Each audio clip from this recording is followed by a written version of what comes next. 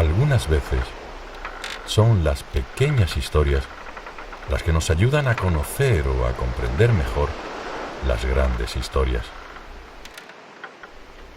No hace mucho tiempo, en la ciudad de Palos de la Frontera, en el olvidado desván de una vieja casa abandonada, se halló un legajo perdido entre otros viejos y olvidados enseres. El documento resultó ser una carta del siglo XVI que un viejo marino palermo escribió a su nieto embarcado al otro lado del océano, aunque, por motivos que ignoramos, la carta jamás llegó a cruzar el océano.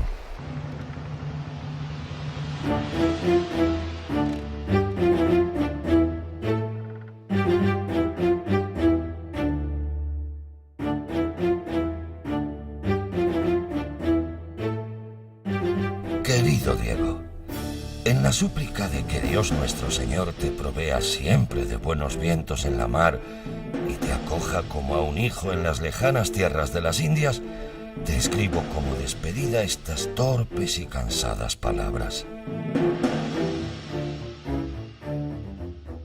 Veo cerca mis últimos momentos y como no hallé otra cosa que legarte más que miseria y dolor, a cambio quiero ofrecerte algo que aprecio más que todos los tesoros de este mundo: los recuerdos de mi vida marinera junto a los Pinzón.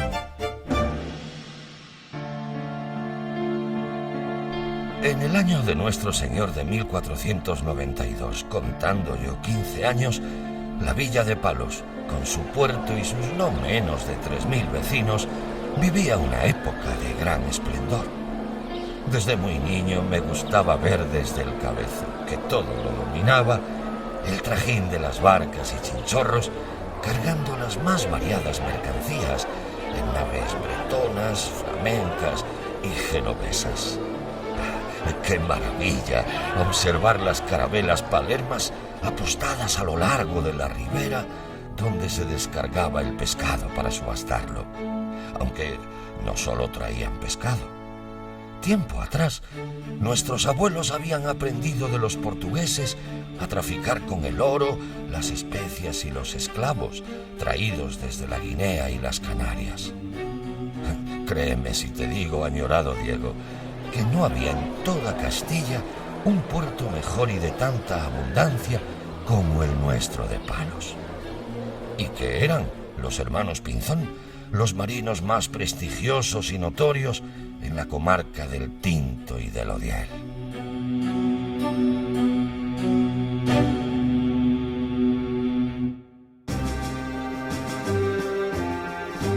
El mayor de los hermanos, Martín Alonso, el más grande y bravo marino que yo viere en mi vida, fue descubridor de la nueva tierra allende el océano, junto a ese extranjero al que llamaban Columbus o Colón. Vive Dios, qué tan extraño era el apellido como su persona. Recuerdo vivamente aquel Pinzón cuando frisaba los 50. Era tan pródigo en hechos como parco en palabras, y conocía los mares mejor que nadie, pues desde niño como grumete y después como capitán había navegado por todas las aguas de este mundo, habiéndose ganado el respeto y la fama en su lucha contra Portugal y los aragoneses, no siempre buscando el propio beneficio, sino el de su gente. Aún recuerdo aquella tarde de mayo del dicho año de 1492, cuando se nos leyó a los vecinos de Palos una real provisión para que se entregaran 2 carabelas al tal Colón, y además partir con él los suficientes palermos para descubrir tierras. Cosa que, según podrás comprender, querido nieto, la villa acató, pero no cumplió. Nuestra familia y las otras familias marineras de Palos desconfiaban embarcar con un aventurero desconocido, sin probada pericia en los asuntos de la mar y de los hombres. La empresa, así vista, era muy arriesgada y de tan incierta ganancia que no tuvo mayor ventura en la respuesta que la oposición e indiferencia. Pero he aquí, Diego, que la fortuna reparte suertes según dispone Dios. Y ahora he de contarte los motivos por los que tan grande ocasión se llevó a cabo y también por los que en ella me vi envuelto.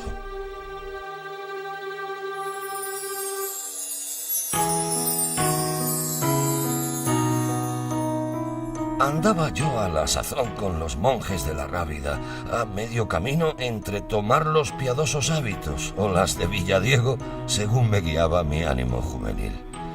Sin embargo, fueron precisamente los franciscanos de la Rábida, ayudados por el viejo marino Pero Vázquez, amigo de mi padre, quienes pusieron puente entre Martín Alonso y el marino genovés, acabándose los problemas cuando el mayor de los Pinzón decidió apoyar la empresa, no solo con su autoridad ante los palermos, sino también con su sangre y su dinero, pues enroló a sus dos hermanos como capitanes y puso de su pecunio el tercio de la partida, 500.000 maravedíes. Incluso mi ruego para ir quiso apoyar, según me dijo, por haber estado allí y no en otro lugar.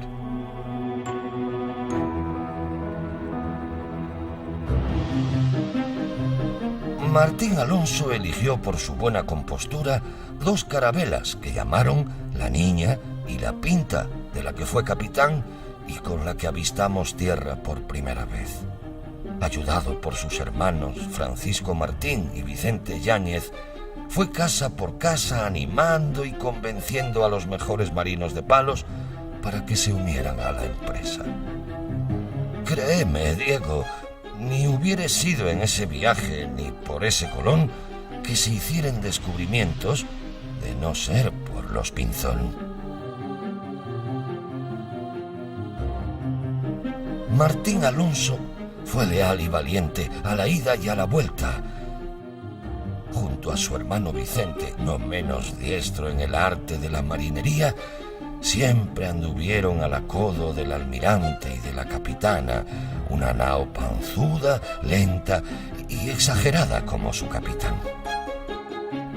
En los momentos de mayor fatiga y descontento, eran siempre los Pinzón quienes tomaban las riendas y salvaban el escollo. A poco de acabar en motín una simple queja al almirante, yo mismo vi como el tal Colón le pidió consejo para lo que hacer en aquel trance.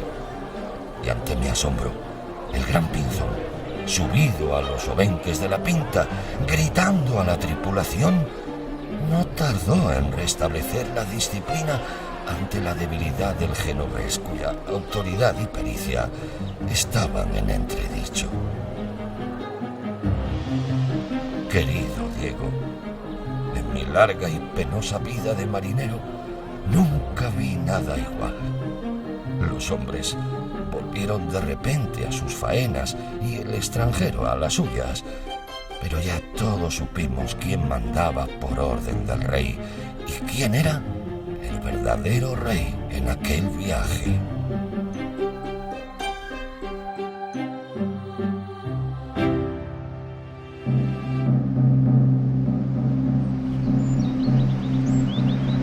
Al no mucho tiempo, el día 12 de octubre, alcanzamos una isla cuyos naturales la llamaban Guananí. Todos lloramos de alegría y arrodillados rezamos a nuestro Señor Salvador de nuestras almas, y así le quedó el nombre, San Salvador.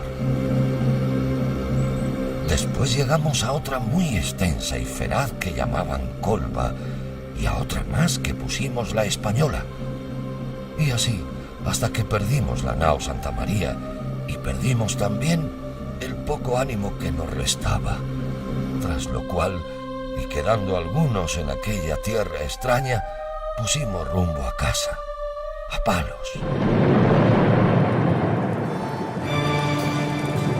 Durante el regreso y a causa de una tormenta, los de la Pinta dimos en separarnos de la Niña, siendo así que Martín Alonso, cansado y enfermo por todo lo acontecido, arribó al puerto de Bayona un tiempo antes que el almirante lo hiciera a Lisboa.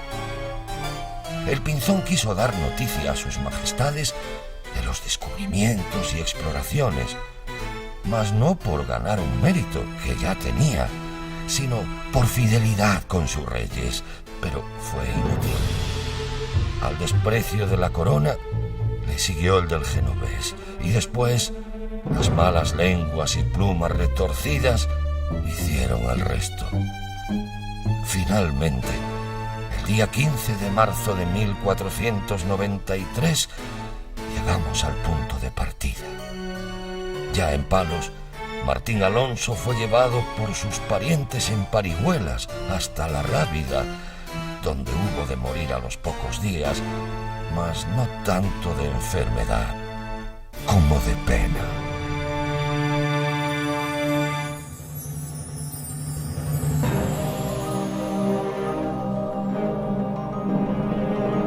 Como la vida no da tregua al pobre, y de ello da fe mi corazón, tan gastado y vencido, hube de embarcarme otra vez, mi pequeño Diego, apenas sin descanso.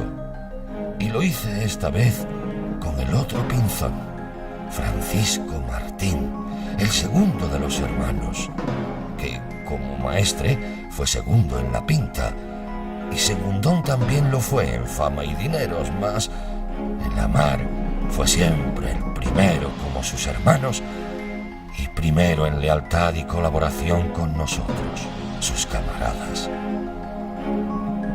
Y fue Francisco Martín quien me llevó nuevamente con Colón en su tercer viaje. El pobre Francisco, que murió ahogado en el año de 1502 durante el cuarto y último viaje del errante genovés.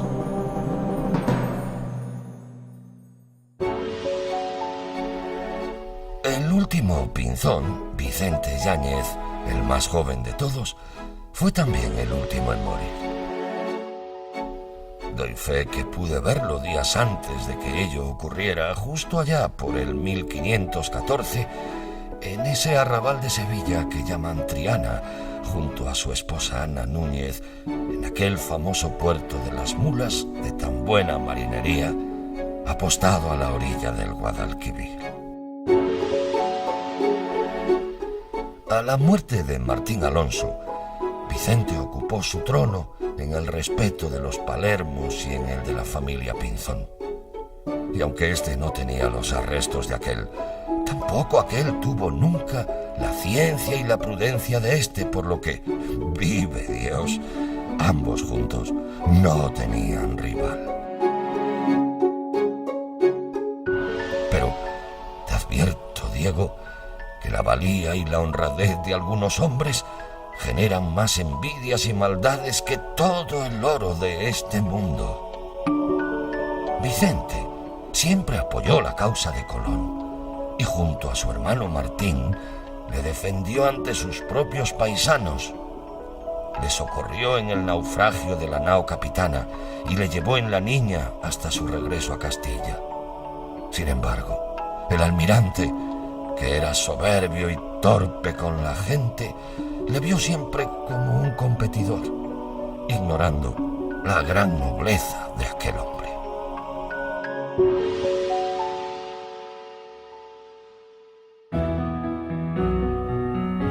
Mas volvamos a la mar. Corría el año de nuestro Señor de 1499, cuando se aprestaron en Palos 4 carabelas a expensas de Vicente Yáñez, bajo el auspicio de la corona, que a partir de entonces permitía empresas de particulares. Como otras veces, a Vicente le acompañaban sus amigos y parientes de Palos, y yo mismo, que para entonces ya me había ganado con creces el sitio como marinero y amigo. En aquel viaje, los castellanos pasamos por primera vez la línea equinoccial y perdimos de vista la estrella polar, que era como perderlo todo en la mar, pues para entonces Solo los portugueses sabían guiarse por las estrellas del cielo austral. Después de sufrir un temporal, tomamos tierra en una costa ignota el 26 de enero de 1500, lugar al que mi señor le puso Santa María de la Consolación. Pero los indígenas apenas nos dieron tregua y hubimos de dirigirnos hacia el noroeste por la costa de Rostro Hermoso, donde comprobamos con asombro que el agua salada del mar se había vuelto dulce, como de manantial. Vicente Yáñez, de Palos, nuestro gran capitán y guía, había descubierto antes que nadie la tierra de Brasil y un caudaloso río al que puso Santa María de la Mar Dulce y que hoy llaman de las Amazonas. Pero muy maltratados por las olas y los vientos, y aun perdiendo algunos marineros y 2 naves en unos bajíos de Babueca, hubimos al fin de regresar a Palos junto a los nuestros.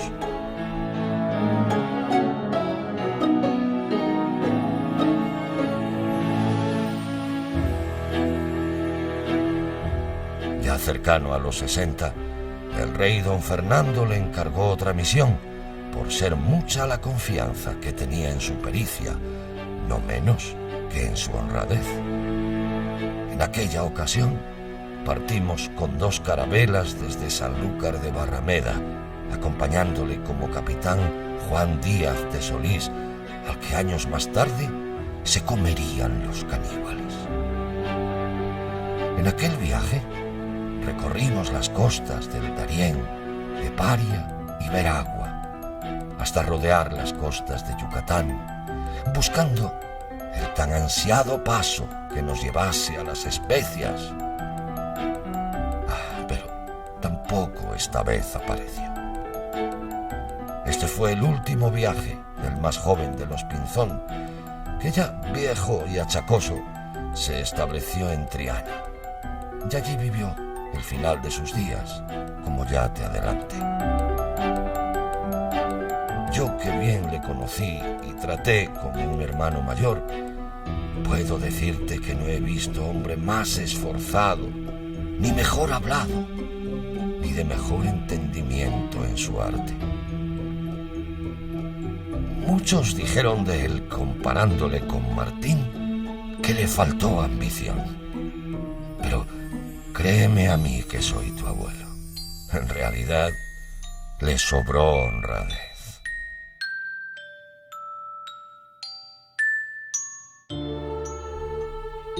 Se apaga la vela, Diego, de mi humilde escritorio, y se agotan las palabras de esta historia, que espero te lleven el aire de Palos y todo mi cariño.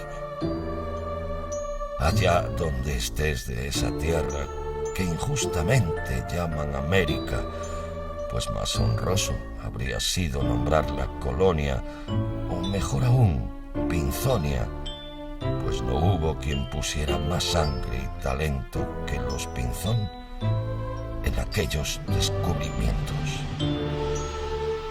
Honra siempre a tu familia y a tus paisanos, siendo leal y el más esforzado en la mar.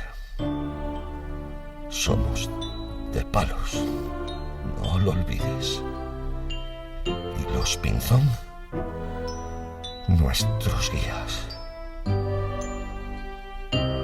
Adiós, Diego. Y cuando